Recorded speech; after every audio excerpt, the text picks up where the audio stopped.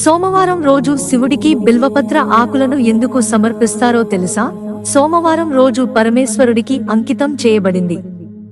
అందుకే సోమవారం రోజున భక్తులు పరమశివుని భక్తి శ్రద్ధలతో పూజిస్తూ ఉంటారు. కాగా శివుడిని ఒక్కొక్క ప్రదేశంలో ఒక్కొక్క పేరుతో కూడా పిలుస్తూ ఉంటారు.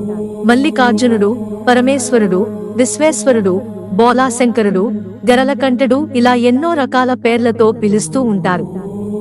సోమవారం రోజున ఆలయంలో పరమేశ్వరుడికి ప్రత్యేకంగా పూజలు కూడా చేస్తూ ఉంటారు.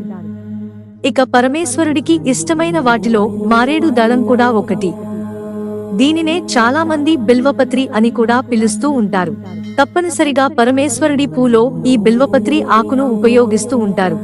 అయితే ఈ కైలాసనాథుడిని ఆరాధించేటప్పుడు అనేక మంది ముందుగా బిల్వపత్రాలతో పూజించడం పూర్వకాలం నుండి ఆనవాయితీగా వస్తోంది.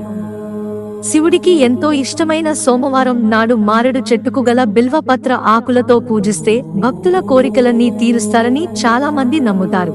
మరి శివుడికి పూజ చేసేటప్పుడు ఈ బిల్వపత్ర ఆకులు ఎందుకు ఉపయోగిస్తారో ఇప్పుడు మనం తెలుసుకుందాం. బిల్వపత్ర ఆకులను చూస్తే బ్రహ్మ, విష్ణు, శివుడు అనే ముగ్గురు త్రిమూర్తులు ఉన్నారని అనేక మంది హిందూ భక్తులు నమ్ముతారు. అలాగే ఈ బిల్వపత్రాలలో ముందు భాగంలో అమృతం, వెనుక భాగంలో యక్షులు ఉన్నాయని కూడా పురాణాలలో పేర్కొనబడింది. అందుకే ఈ మారేడు చెట్టును ఒక దైవంగా భావించి ఆ చెట్టును కూడా అనేక మంది హిందువులు కొలుస్తారు. శివుడిని ప్రేమించే ఆకులు హిందూ పురాణాల ప్రకారం ఈ బిల్వపత్ర ఆకులు శివుడిని ప్రేమిస్తాయట. శివ అనే పేరులోనే ప్రత్యేకమైన అంతరార్థం దాగుంది. సి అంటే శాశ్వత ఆనందం, పురుషుల శక్తి, అనివ అంటే మహిళల శక్తి అర్థం.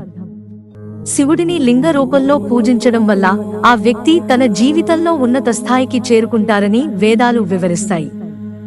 శివాలయాల వద్ద బిల్వ మొక్కలు శివుడిని ఆరాధించే అనేక మంది భక్తులు శివాలయాల వద్ద బిల్వ మొక్కను ఎక్కువగా పెంచుతారు. బిల్వ చెట్టు శివుని రూపం అని కూడా చాలా మంది నమ్ముతారు. బిల్వ ఆకులు 3 వేదాలు అని, వాటి కొమ్మలు ఉపనిషత్తులు, బిల్వపత్ర చెట్టు రాజు అని అనేక మంది హిందువుల నమ్మకం.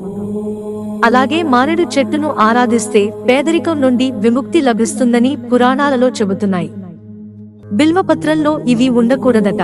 శివుని పూజ కోసం బిల్వపత్ర ఆకులలో తెల్లని మచ్చలు ఉండకూడదు. అలాగే ఆకులు చిరిగిపోయి ఉండకూడదట. అలాగే ఈ బిల్వపత్ర ఆకుల మీద ఎలాంటి పురుగులు ఉండకూడదు. అందుకే శివుని పూజకు ఈ ఆకులను తీసుకునేటప్పుడు వీటిని దృష్టిలో ఉంచుకోవాలి. బిల్వపత్రాలతో సానుకూల శక్తి, బిల్వపత్రంలోని 3 ఆకుల నుండి వచ్చే శక్తి మనకు కూడా లభిస్తుందని పురాణాలు చెబుతున్నాయి. శివతత్వ ఆకుల చివర నుండి వాతావరణంలోకి వ్యాపించి సానుకూల శక్తిని ఇస్తుంది. అయితే శివుడికి ఎంతో ఇష్టమైన సోమవారం నాడు బిల్వపత్రాలతో అనేక మంది పూజ చేస్తారు. శివుడికి బిల్వపత్ర ఆకులతో పాటు గంధపు చెక్క, పువ్వులు, పండ్లు, నువ్వులు కూడా సమర్పించవచ్చు. అలాగే శివుడికి పూజ చేసే సమయంలో ఓం నమః శివాయ అనే మంత్రాన్ని జపించాలి. మిత్రులారా, ఛానల్ సబ్స్క్రైబ్ చేసుకోవడం మర్చిపోకండి. ధన్యవాదాలు.